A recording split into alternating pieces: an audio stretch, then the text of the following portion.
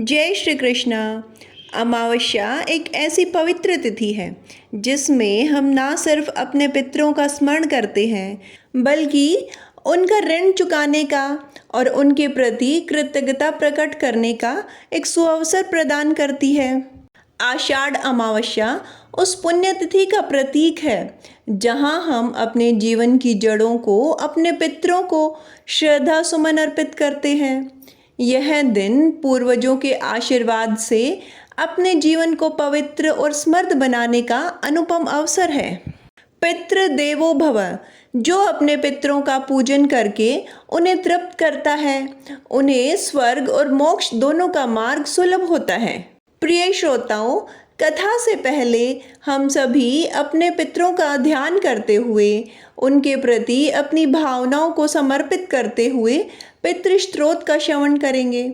श्राद्ध के साथ यह पाठ करके उन्हें अर्पण कर हम अपने अमावस की पौराणिक कथा सुनेंगे और जब कथा समाप्त होगी तब हम एक और महान पुण्यदायी कार्य करेंगे। वह है श्रीमद् भागवत गीता के 7वें अध्याय का पाठ। इस पाठ को हम अपने समस्त पितरों को अर्पण करेंगे क्योंकि आज के दिन भगवत गीता का श्रवण और दान पितरों को अक्षय पुण्य प्रदान करता है। तो आइए शुरू करते हैं पितृ स्तोत्र के साथ आज की पावन कथाएं। हे पितृदेव, आप वही हैं जिन्होंने हमें जीवन दान दिया है। आपके पुण्य कर्मों की छाया से ही हमारा अस्तित्व सुरक्षित है।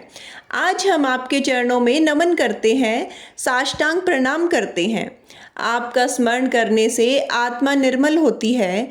आपके तर्पण से घर में सुख शांति आती है। आपके आशीर्वाद से हमारी संतानें उत्पन्न होती हैं। हे दिव्य पितरों, अगर पूर्व जन्मों में या इस जन्म में हमसे कोई त्रुटि हो गई हो या आपका स्मरण न कर पाए हों, आपके नाम से तर्पण या श्राद्ध न कर सकें तो कृपा हमें क्षमा करें। आपकी आत्मा को गंगा जल सा शीतल, चंदन सा पावन और दीपक सा उज्जवल मार्ग प्राप्त हो। हम अर्पण करते हैं आपको तिल, जल, पुष्प और श्रद्धा। हम अर्पण करते हैं आपको अपने प्रेम, अपने भाव और सच्चे हृदय से निकली हुई प्रार्थना। ओम पितृ देवताभ्यो नमः।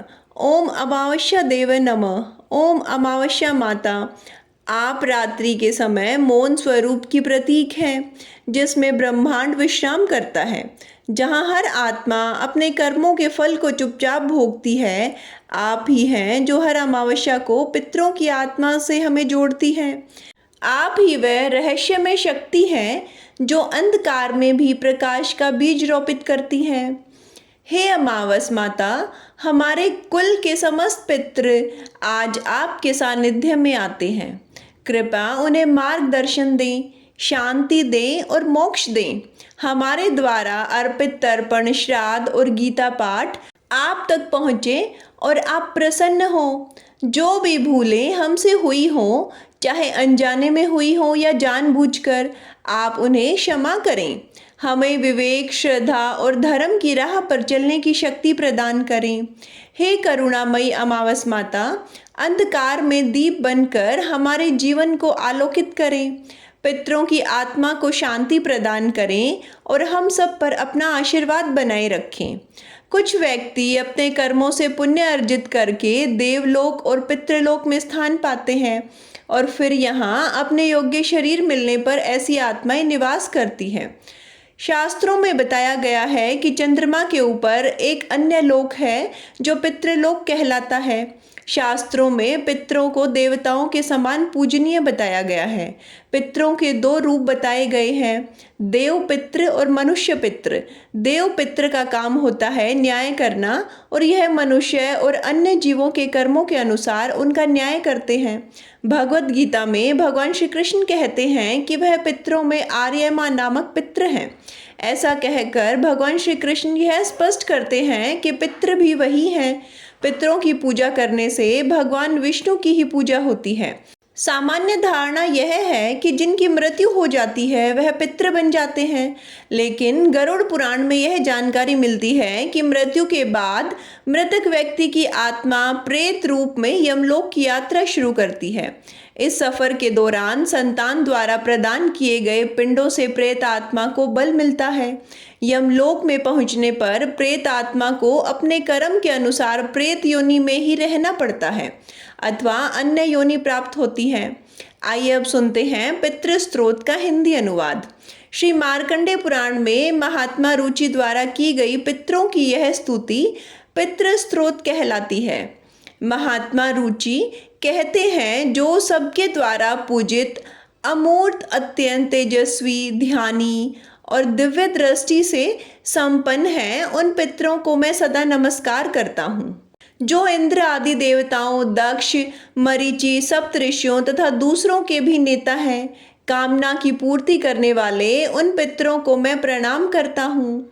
जो मनु आदि राज ऋषियों, मुनीश्वरों तथा सूर्य और चंद्रमा के भी नायक हैं, उन समस्त पितरों को मैं जल और समुद्र में भी नमस्कार करता हूँ। नक्षत्रों, ग्रहों, वायु, अग्नि, आकाश और द्युलोक तथा पृथ्वी के भी जो नायक हैं, उन पितरों को मैं हाथ जोड़कर प्रणाम करता हूँ। जो देव ऋषियों के जन्मदाता, समस्त लोकों द्वारा वंदित तथा अक्षय फल के दाता हैं, उन पितरों को मैं हाथ जोड़कर प्रणाम करता हूँ। प्रजापति कश्यप, सोम, वरुण तथा योगेश्वरों के रूप में स्थित पितरों को सदा मैं प्रणाम करता हूँ। सातों लोकों में स्थित 7 पितृ गणों को नमस्कार है।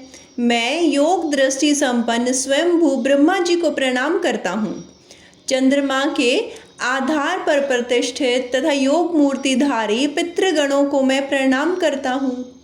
साथ ही संपूर्ण जगत के पिता सोम को नमस्कार करता हूँ। अग्नि स्वरूप अन्य पितरों को मैं प्रणाम करता हूँ, क्योंकि यह संपूर्ण जगत अग्नि और सोम में है।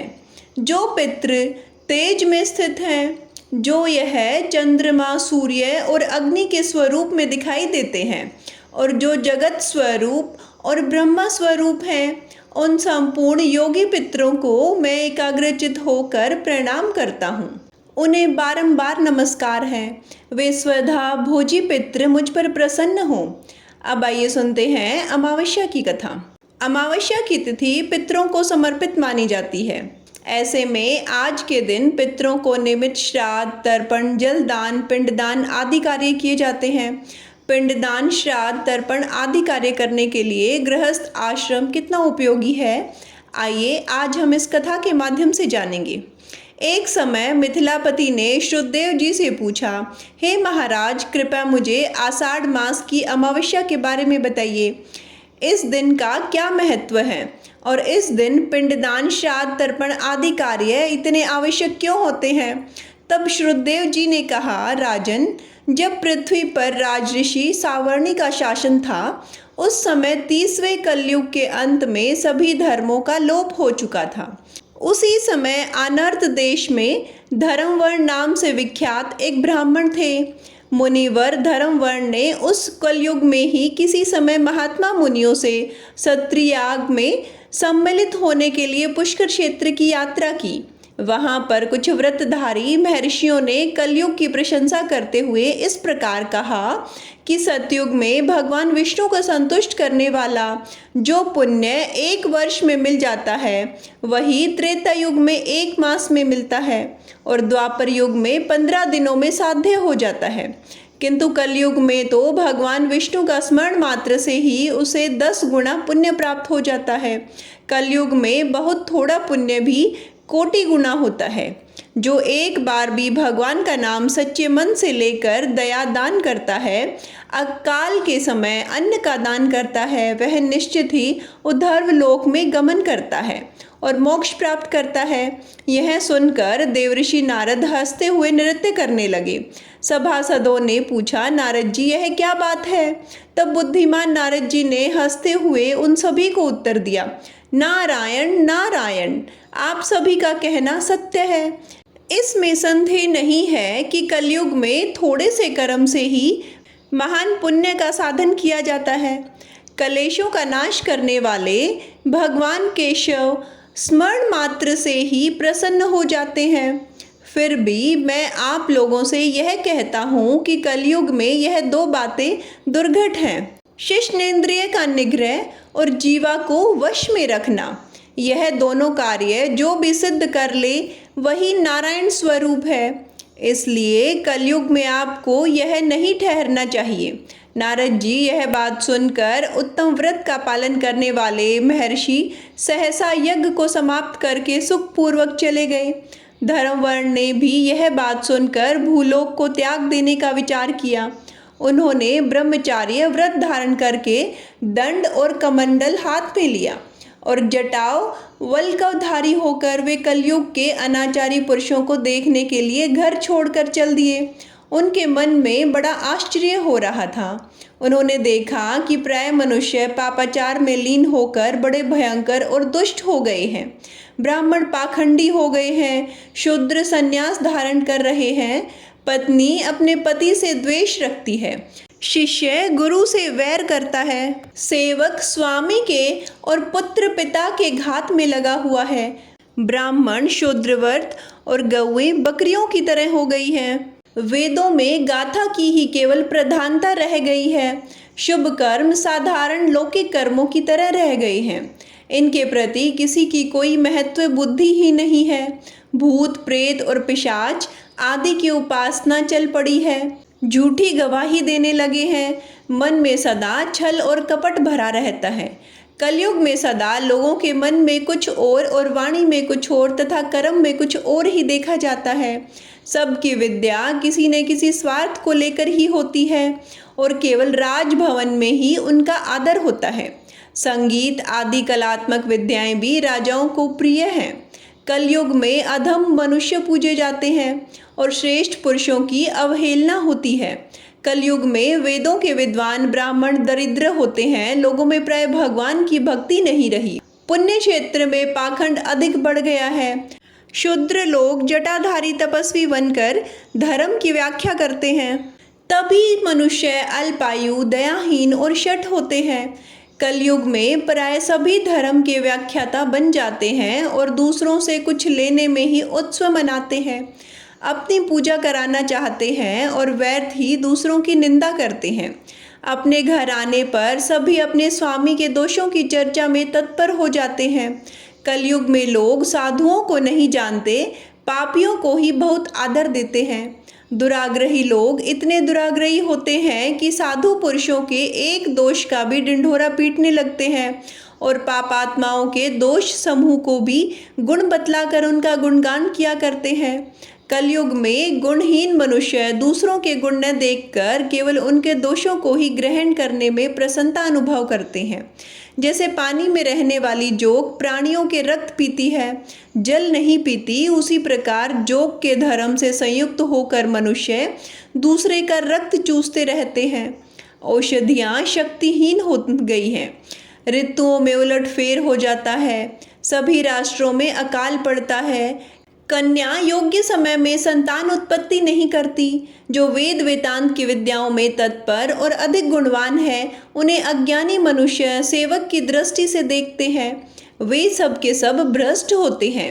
कलयुग में प्राय लोग श्रद्धा कर्म का त्याग करते हैं, वैदिक कर्मों को छोड़ बैठते हैं। प्राय जीवा पर भगवान विष्णु के नाम कभी नहीं आते। लोग श्रृंगार रस में ही आनंद का अनुभव करते हैं और उसी के गीत गाया करते हैं। कलयुग के मनुष्यों में ना कभी भगवान विष्णु की सेवा देखी जाती है, न शास्त्रीय चर्चा होती है और ना कहीं यज्ञ की दीक्षा। न विचार का लेश है, न तीर्थ यात्रा और न दान धर्म ही देखे जाते हैं। ये कितने आश्चर्य की बात है। उन सब को देखकर धर्मवर्ण को बड़ा भय लगा। पाप से कुल की हानि होती देख अत्यंत आश्चर्य से चकित होकर वे दूसरे द्वीप में चले गए। सब द्वीपों और लोकों में विचरण करते हुए बुद्धिमान धर्मवर्ण किसी समय कौतूहलवश पितृलोक में गए। वहां उन्होंने कर्म से कष्ट पाते हुए पितरों को बड़ी भयंकर दशा में देखा। वे दौड़ते, रोते और गिरते पड़ते थे। उन्होंने अपने पितरों को भी नीचे अंधकूप में पड़े हुए देखा। उनको देखकर आश्चर्यचकित होकर दयालु धर्मवर्ण ने पूछा कि आप लोग कौन हैं? आपने ऐसे कौन से पाप किए हैं कि आपको इस अंधकूप में गिरना पड़ा? तब पितृ कहने लगे, हम श्री वत्स गोत्र वाले हैं। पृथ्वी पर हमारी कोई संतान नहीं रह गई है, इसलिए हम श्राद्ध और पिंड से वंचित हैं और हमें यह नरक का कष्ट भोगना पड़ रहा है। संतानहीन दुरात्माओं का अंधकूप में पतन होता है। हमारे वंश में एक ही महान यशस्वी पुरुष है जो धर्मवर्ण के नाम से विख्यात है, किंतु वह भी विरक्त होकर अकेला घूमता फिरता है। उसने गृहस्थ धर्म को स्वीकार नहीं किया। वह एक ही प्राणी हमारे कुल में बचा हुआ है। उसकी भी आयु क्षीण हो जाने पर हम लोग तो घोर अंधकूप में गिरे पड़े रहेंगे, जहाँ से फिर कभी निकलना कठिन होगा। इसलिए तुम पृथ्वी पर जाकर धर्मवर्ण को समझाओ। हम लोग दया के पात्र हैं। हमारे वचनों से उसे यह बताओ कि हमारी वंश रूपा दुर्वा को काल रूपी चूहा हर दिन खा रहा है। कर्मशः धीरे धीरे सारे वंश का नाश हो गया है। अब एक तुम ही बचे हो। जब तुम भी मर जाओगे तब संतान परंपरा न होने के कारण तुम्हें भी अंधकूप में गिरना पड़ेगा, जैसे हम गिरे हुए हैं। इसलिए गृहस्थ धर्म को स्वीकार करके संतान उत्पन्न करो। इससे हमारी और तुम्हारी दोनों की उद्धर्व गति होगी। अगर एक भी पुत्र वैशाख, माघ या फिर कार्तिक मास में हमारे उद्देश्य से स्नान, श्राद्ध और दान करेगा तो उससे हम लोगों की उद्धर्व गति होगी और इस घोर नरक से उद्धार हो जाएगा। अगर एक पुत्र भी भगवान विष्णु का भगत हो जाए, एक भी एकादशी का व्रत रखने लगे या एक भी भगवान विष्णु की पाप नाशक कथा सुनने लगे, तो उसकी 100 बीती हुई पीढ़ियों का और 100 आने वाली पीढ़ियों का उद्धार हो जाता है। वे पीढ़ियां पाप से ढकी होने पर भी नरक का दर्शन नहीं करती। दया और धर्म से रहित उन बहुत से पुत्रों के जन्म से क्या लाभ, जो कुल में उत्पन्न होकर सर्वव्यापी भगवान नारायण की पूजा नहीं करते। इस प्रकार प्रिय वचनों द्वारा धर्म वर्ण को समझाकर तुम उसे विरक्त पूर्ण ब्रह्मचार्य आश्रम से गृहस्थ आश्रम में प्रवेश करने की सलाह दो। पितरों की यह बात सुनकर धर्मवर्ण अत्यंत विस्मित हुआ और हाथ जोड़कर बोला, मैं ही धर्मवर्ण नाम से विख्यात आपके वंश का दुराग्रही बालक हूँ। यज्ञ में महर्षि नारद जी का यह वचन कि कलयुग में प्राय कोई भी रसनेन्द्रिय सुनकर और शिष्नेन्द्रिय को दृढ़ता पूर्वक संयम में नहीं रखता। मैं दुर्जनों की संगति से भयभीत होकर अब तक दूसरे दूसरे द्वीपों में घूमता रहा। इस कलयुग के 3 चरण बीत गए। अंतिम चरण में भी अब 3 भाग बीत चुके हैं। मेरा तो जन्म ही व्यर्थ बीता है, क्योंकि जिस कुल में मैंने जन्म लिया था उसमें माता पिता के ऋण को भी मैंने नहीं चुकाया। पृथ्वी के भारभूत शत्रु के समान पुत्र से उत्पन्न होने से क्या लाभ, जो पैदा होकर भगवान विष्णु और देवताओं तथा पितरों की पूजा ना करे। मैं आप लोगों की आज्ञा का पालन अवश्य करूँगा। बताइए, पृथ्वी पर किस प्रकार मुझे कलयुग से और संसार से भी बाधा नहीं प्राप्त होगी। धर्मवर्ण की बात सुनकर पितरों के मन को कुछ आश्वासन मिला। कहने लगे, बेटा तुम गृहस्थ आश्रम स्वीकार करके संतान उत्पत्ति के द्वारा हमारा उद्धार करो।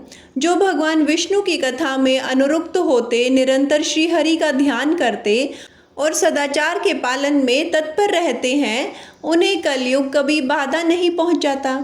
जो आषाढ़ अमावस्या पर अपने पितरों की श्रद्धा पूर्वक तर्पण पिंडदान करता है, जो वैशाख मास के धर्मों का पालन तथा माघ मास में तत्पर होता है और कार्तिक मास में दीपदान करता है, उसे भी कभी कलयुग की बाधा नहीं मिलती। जो प्रतिदिन भगवान विष्णु की पाप नाशक और मोक्षदायिनी दिव्य कथा सुनता है, जिसके घर में बलि वैश्वदेव होता है, शुभ कारिणी तुलसी स्थित होती है और जिसके आंगन में उत्तम गाय रहती है, उसे भी कलयुग बाधा नहीं पहुंचाता। इसलिए इस पापात्मा युग में भी तुम्हें कोई भय नहीं है। आषाढ़ मास की तो सभी तिथियां अपने आप में पुण्यदायी होती हैं। इस महीने की अमावस्या तिथि सबसे महत्वपूर्ण होती है। देवताओं और पितरों को वह बहुत प्रिय है, शीघ्र ही मोक्ष की प्राप्ति कराने वाली है। जो उस दिन पितरों के उद्देश्य से श्राद्ध करते और जल से भरा हुआ घड़ा और पिंडदान करते हैं, उन्हें अक्षय फल की प्राप्ति होती है। इसलिए हे पुत्र, तुम शीघ्र जाओ और जब अमावस्या हो तब घड़े सहित श्राद्ध और पिंडदान करो। सबका उपकार करने के लिए धर्म का आश्रय लो। धर्म, अर्थ और काम से संतुष्ट होकर उत्तम संतान पाकर फिर मुनिव्रति से रहते हुए सुखपूर्वक द्वीपों में घूमो। पितरों के इस प्रकार आदेश देने पर धर्मवर्ण मुनि शीघ्रतापूर्वक भूलोक में गए, जहाँ पर उन्होंने आषाढ़ अमावस्या आने पर प्रातःकाल स्नान करके देवताओं, ऋषियों तथा पितरों का तर्पण किया। फिर कुंभदान सहित अर्थात घड़े सहित पाप विनाशक श्राद्ध करके उसके द्वारा पितरों को पुनरावृत्ति रहित मुक्ति प्रदान की, अर्थात उन्हें मोक्ष प्रदान किया। इसके बाद उन्होंने स्वयं विवाह करके उत्तम संतान को जन्म दिया और लोक में उस पाप नाशिनी अमावस्या तिथि को प्रसिद्ध किया। इसलिए सभी गृहस्थ जनों को अपने अपने पूर्वजों और अपने अपने पितरों को मोक्ष प्रदान करने के लिए हर अमावस्या तिथि पर श्रद्धा पूर्वक अपनी सामर्थ्य के अनुसार दान दक्षिणा देनी चाहिए और उनके नाम से जलदान, पिंडदान आदि काम करनी चाहिए। प्रिय श्रोतागणों, आइए अब सुनते हैं श्रीमद् भगवद गीता के 7वें अध्याय का हिंदी अनुवाद। भगवान शिव देवी पार्वती से कहते हैं, पार्वती, अब मैं 7वें अध्याय का महात्म्य बतलाता हूँ, जिसे सुनकर कानों में अमृत राशि भर जाती है। पाटलिपुत्र नामक एक दुर्गम नगर है, जिसका गोपुर अर्थात द्वार बहुत ही ऊंचा है। उस नगर में शंकुकर्ण नाम का एक ब्राह्मण रहा करता था। उसने वैश्यव्रति का सहारा लेकर बहुत सारा धन कमाया, किंतु न तो कभी पितरों का तर्पण किया और न देवताओं का पूजन ही किया, बल्कि वह धन इकट्ठा करने में तत्पर होकर राजाओं को भी भोज दिया करता था। एक समय की बात है, उस ब्राह्मण ने अपना चौथा विवाह करने के लिए पुत्रों और बंधुओं के साथ यात्रा की। मार्ग में आधी रात के समय जब वह सो रहा था, एक सांप ने कहीं से आकर उसकी बाह में काट लिया। उसके काटते ही ऐसी अवस्था हो गई कि मणि, मंत्र और औषधि आदि से भी उसकी शरीर की रक्षा असाध्य जान पड़ती थी। इसके बाद कुछ ही क्षणों में उसके प्राण पखेरु उड़ गए। फिर बहुत समय के बाद वह प्रेत सर्प योनि में उत्पन्न हुआ। उसका चित्त धन की वासना में बंधा हुआ था। उसने पूर्व वृत्तांत को स्मरण करके सोचा, मैंने जो घर के बाहर करोड़ों की संख्या में अपना धन गाड़ रखा है, उससे इन पुत्रों को वंचित करके खुद ही उसकी रक्षा करूँगा। एक दिन सांप की योनि से पीड़ित होकर पिता ने स्वप्न में अपने पुत्रों के सामने आकर अपने मन की बात बताई। तब उसके निरंकुश पुत्रों ने सवेरे उठकर बड़े आश्चर्य के साथ एक दूसरे से रात में देखे गए स्वप्न की बात कही। मझला पुत्र खुदाल हाथ में लेकर घर से निकला और जहाँ उसके पिता सर्प योनि धारण करके रहते थे, उस जगह पर गया। यद्यपि उसे धन के स्थान का ठीक ठीक पता नहीं था, तो भी उसने चिन्हों से उसका ठीक निश्चय कर लिया और लोभ बुद्धि से वहां पहुंचकर बाम्बी को खोदना आरंभ किया। तब उस बाम्बी से बड़ा भयानक सांप प्रकट हुआ और बोला, अरे मूर्ख, तू कौन है? किस लिए आया है? क्यों बिल खोद रहा है? या फिर तुझे किसने भेजा है? यह सारी बात मुझे बता। पुत्र बोला, मैं आपका पुत्र हूँ, मेरा नाम शिव है। मैं रात में देखे हुए स्वप्न से विस्मित होकर यहाँ पर सोना लेने के कौतूहल में आया हूँ। पुत्र की यह लोक निंदित बात सुनकर वह सांप हंसता हुआ ऊंचे स्वर में इस प्रकार बोला, अगर तू मेरा पुत्र है तो मुझे जल्दी ही इस बंधन से मुक्त कर। मैं पूर्व जन्म के गाड़े गए धन के लिए ही सर्प योनि में उत्पन्न हुआ हूँ। पुत्र ने पूछा, पिताजी, आपकी मुक्ति कैसे होगी? इसका उपाय मुझे बताइए, क्योंकि मैं इस रात में सब लोगों को छोड़कर आपके पास आया हूँ। पिता ने कहा, बेटा, गीता के अमृतमय 7वें अध्याय को छोड़कर मुझे मुक्त करने का कोई तीर्थ, दान, तप और यज्ञ भी सर्वथा समर्थ नहीं है। केवल गीता का 7वां अध्याय ही प्राणियों के जरा, मृत्यु आदि दुख को दूर करने वाला है। पुत्र, मेरे श्राद्ध के दिन 7वें अध्याय का पाठ करने वाले ब्राह्मण को श्रद्धापूर्वक भोजन कराओ। इससे निसंदेह मेरी मुक्ति हो जाएगी। वत्स, अपनी शक्ति के अनुसार पूर्ण श्रद्धा के साथ वेद विद्या में प्रवीण अन्य ब्राह्मणों को भी भोजन कराना। सर्प योनि में पड़े हुए अपने पिता के यह वचन सुनकर सभी पुत्रों ने उनकी आज्ञा के अनुसार और उससे भी अधिक किया। तब शंकुकर्ण ने अपने सर्प शरीर को त्याग कर दिव्य देह धारण किया और सारा धन पुत्रों के अधीन कर दिया।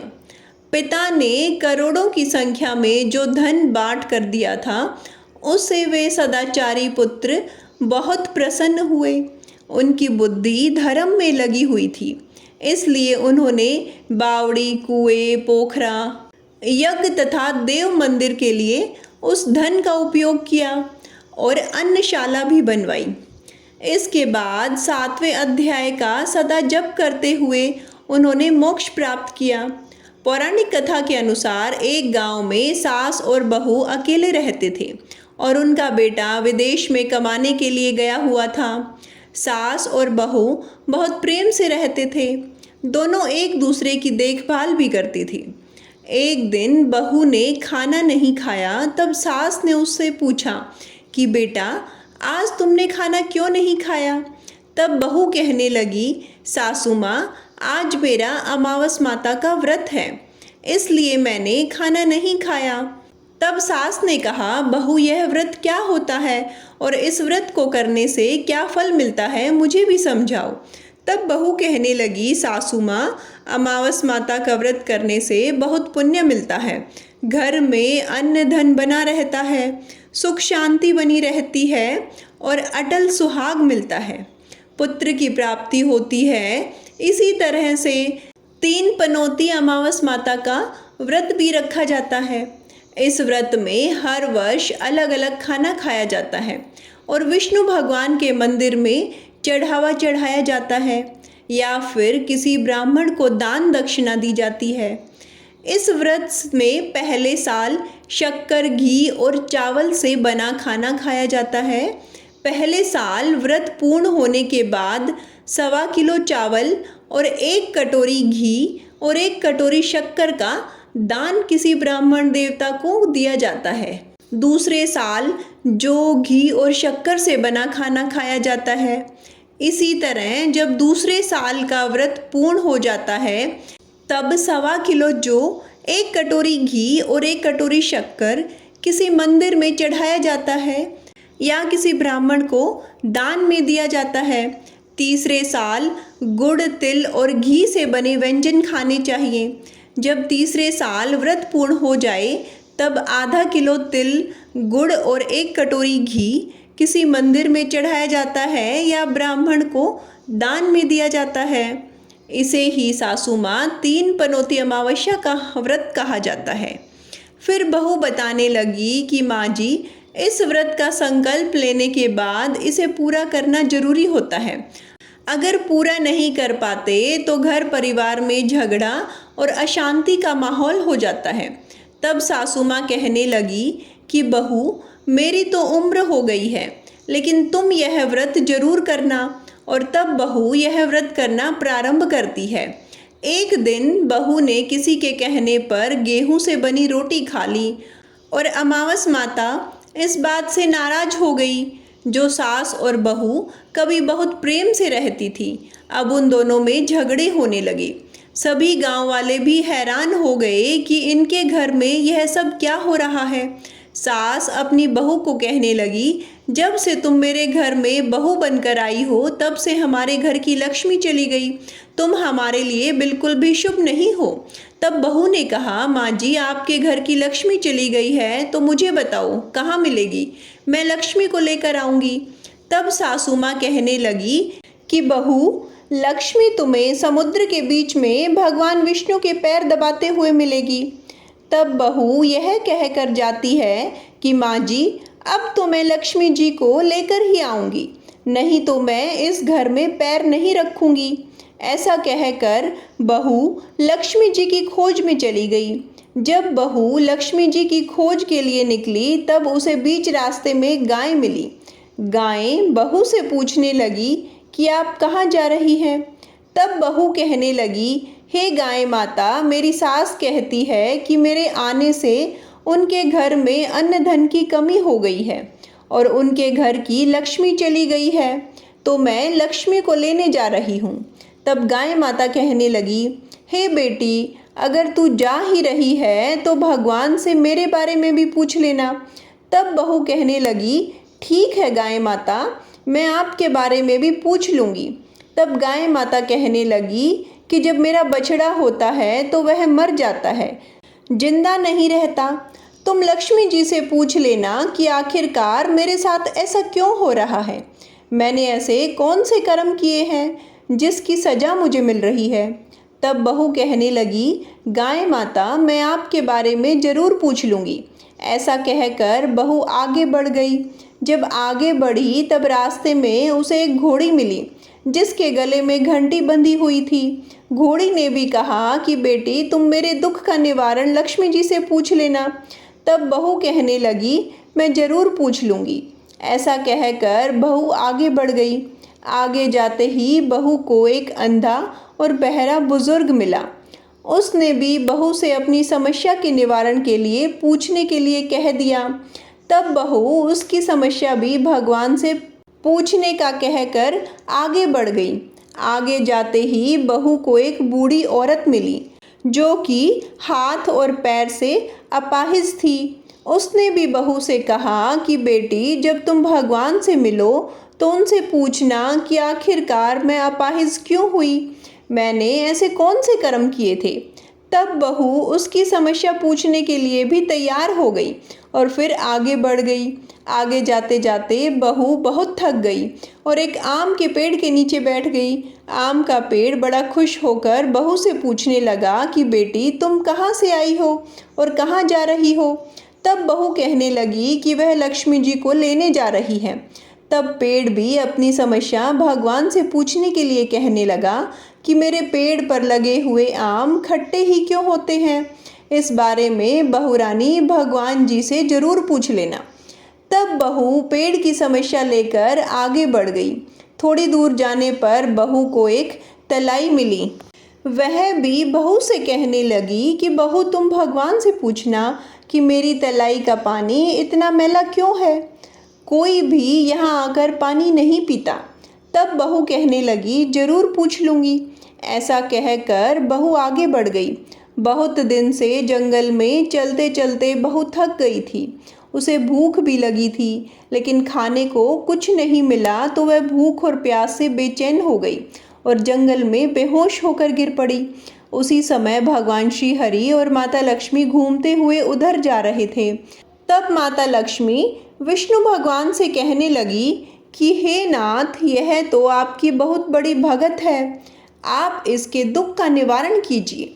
तब भगवान श्री हरि कहते हैं, इस संसार में तो बहुत से जीव दुखी हैं, सभी अपने अपने कर्मों का फल भोग रहे हैं, मैं किस किस के दुख का निवारण करूं।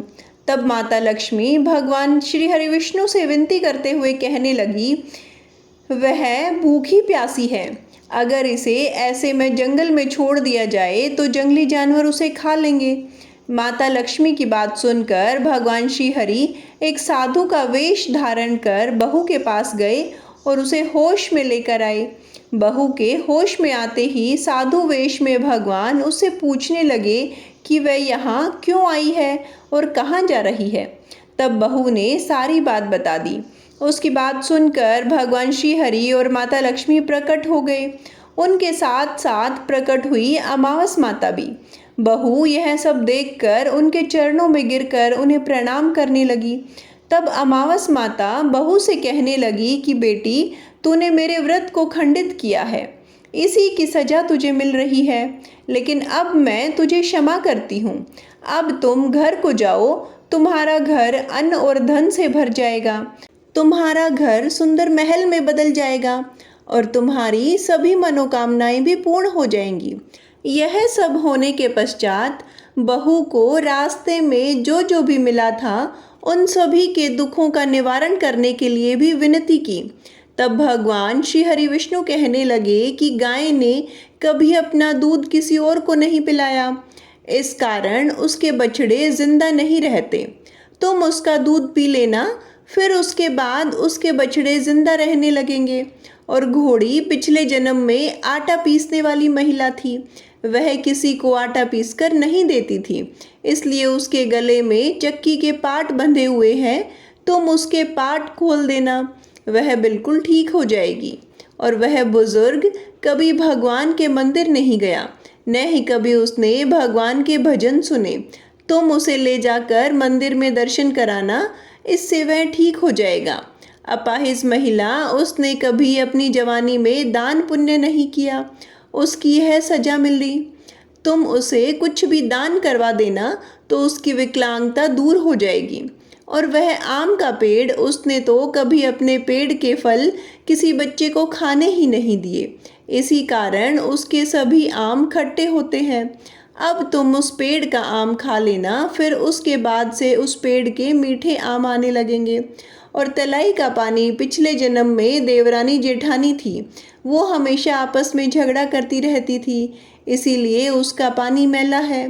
तुम उसका पानी पी लेना तो वह तलाई शुद्ध हो जाएगी, फिर लोग वहाँ आकर पानी पीने लगेंगे।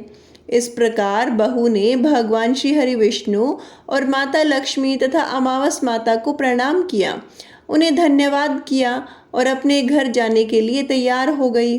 रास्ते में उसे जो जो भी मिला, उनकी सभी समस्या भगवान के कहे अनुसार वह दूर करती चली गई। सभी ने उसे भर भर कर आशीर्वाद दिया। वह घर पहुंचते ही उसका टूटा फूटा घर भी सुंदर महल में बदल गया। उसके घर में अन्न और धन के भंडार भर गए। अब बहू ने सासू माँ से कहा कि सासू माँ, आपने तो सच ही कहा था कि मैं इस घर के लिए शुभ नहीं हूँ। मेरे जाने से ही आपके घर में लक्ष्मी आई है। अब आप यहाँ रहना, मैं मरने जा रही हूँ। तब सास ने कहा, बेटी, यह सब तुम्हारे अमावस माता के व्रत करने का ही फल हमें मिला है, तुम यहीं रहो, अब तुम यहाँ से कहीं नहीं जाओगी। इस प्रकार सास और बहू खुशी खुशी रहने लगे। और फिर एक दिन सास का बेटा भी विदेश से वापस लौट आया और घर में जब उसने खूब धन दौलत और धन से भरे हुए भंडार देखे, तब उसकी माँ ने सारी बात अपने बेटे को बता दी। इस प्रकार वह लोग खुशी खुशी रहने लगे और तीनों मिलकर अमावस माता का व्रत करने लगे।